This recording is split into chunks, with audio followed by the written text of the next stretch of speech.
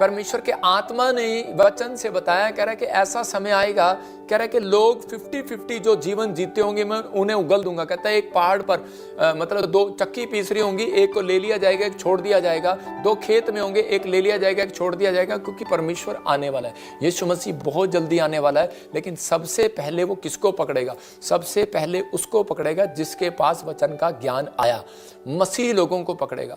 बहुत सारे लोग चाहते हैं कि भाई नहीं नहीं नहीं देखो पता नहीं क्या होगा। ये पवित्र आत्मा ने मुझे बताया जब मैं बाइबल पढ़ रहा था कि परमेश्वर का क्रोध सबसे पहले किधर आएगा, किन देशों पर आएगा। तो परमेश्वर ने मुझे बताया सबसे पहले परमेश्वर का क्रोध उन देशों पर आएगा, कह रहे जो यीशु मसीह को जानते हैं, जैसे अमेरिका, इंग्लैंड, ऑस्ट्रेलिया, न्यूजीलैंड, ये चीजें, मतलब कि ऐसे ऐसे बड़े बड़े देश जो क्रिश्चियन कंट्री जैसे यूरोप से के परमेश्वर का काम शुरू हुआ। अगर आप प्रॉफेट बजिंदर सिंह जी की वीडियोस हमारे इस चैनल पर देखना चाहते हैं, आशीष पाना चाहते हैं और आने वाले समय के बारे में प्रॉफेट बजिंदर सिंह जी द्वारा पता लगाना चाहते हैं, तो इस चैनल को सब्सक्राइब जरूर करें।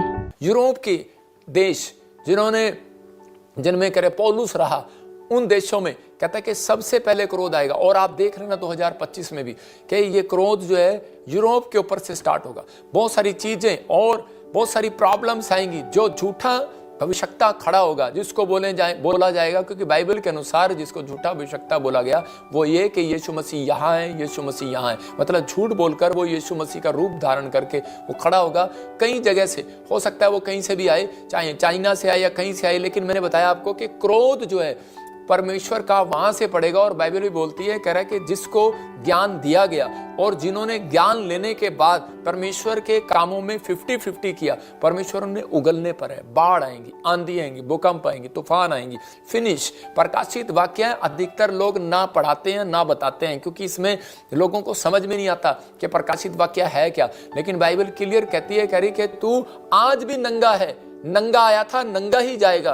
कह रहा ना तू धन ले जाएगा, ना तू यहाँ धरती पर कुछ लेकर जोड़कर जाएगा, कोई आज तक नहीं गया। लेकिन कह रहा है घमंड किस बात में कर रहा है। आज बहुत सारे लोग घमंड करते हैं कि मैं बहुत बड़ा प्रचारक हूं, वो घमंड करते हैं कि मैं बहुत बड़ा बिजनेसमैन हूं, मैंने इतने चेलों को तैयार किया, मैंने इतना वो किया। परमेश्वर का आत्मा कहता है जब तक आपका चरित्र सही नहीं होगा, अब तक आपका आत्मिक जीवन सही नहीं होगा। चरित्र में सिर्फ ये लोग यही देखते हैं कि शराब नहीं पीना, व्यभिचार नहीं करना, गाली नहीं देना, झूठ नहीं बोलना, ठीक है, लेकिन उसके अंदर सबसे बड़ी बात यह है कि आपके अंदर कहता है सहनशीलता है, आपके अंदर धीरज है, आप आत्मिक जीवन जीते जीते कहता है कहीं आपके अंदर जलन तो नहीं आ गई है, आपके अंदर घमंड तो नहीं आ गया। कहता है कि 2 पाप ही ऐसे हैं जो जलन, ईर्ष्या और घमंड, ये पाप किसी को पता नहीं लगते जल्दी से। अगर मैं आप ही से सवाल करूं या किसी से सवाल करूं कि आप घमंड करते हैं, तो वो सीधा कहेगा, गुस्से में आ जाएगा, कहता मैंने तो कभी घमंड नहीं किया।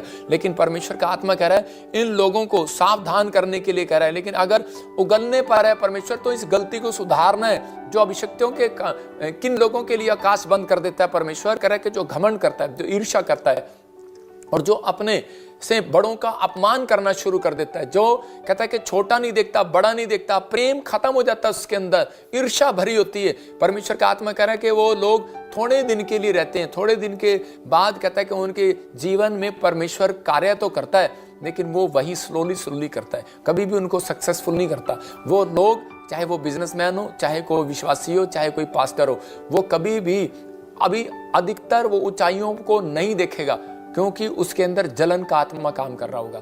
जब इजराइल के अंदर, मैं कह रहा हूं कि वहां पर उसके यूसुफ के जो बाप था, यूसुफ के जो भाई थे, वो उससे जलन करने लगे। और जब वो जलन करने लगे तो उसी समय किस बात के लिए जलन करने लगे? सिर्फ यूसुफ ने एक बात कही थी कि परमेश्वर ने मुझे दिखाया कि मैं तुम्हारे से ज्यादा बढ़ने वाला हूं और मैं तुम्हारे से ज्यादा ब्लेस हो जाऊंगा और मेरा पूला खड़ा हो जाएगा। और मेरे पूले खड़े हैं और बाकी सबके पूले गिर गए भाइयों के। उसका बाप उससे जलन करने लगा सबसे पहले। और उसी समय यूसुफ का बाप जब उससे जलन करने लगा, उसको डांटने लगा, अरे ऐसे कैसे बोल रहा है। और उसके भाई जलन करने लगे। आपको पता है क्या हुआ? परमेश्वर ने आकाश बंद कर दिया इजराइल के अंदर और अकाल पड़ गया। मैं कह 7 साल तक वहां पर अकाल पड़ा हुआ है। और जब अकाल पड़ा उसके बाद कहता है कि उनको उसी नबी के पास, उसी व्यक्ति के पास जाना पड़ा मांगने के लिए। मिस्र के अंदर दोबारा से वो गए और उसी समय जब वहां गए अनाज लिया, और जब उन्होंने अपनी गलती को एक्सेप्ट किया या नहीं किया, कह रहा कि जब यूसुफ ने उनको बताया कि तुम वही हो और मैं भी वही हूं, तो उसी समय परमेश्वर ने तब इजराइल की परिस्थिति को ठीक किया। परमेश्वर के वचन को सुनने के लिए चैनल को सब्सक्राइब करें, लाइक करें और ज्यादा से ज्यादा शेयर करें।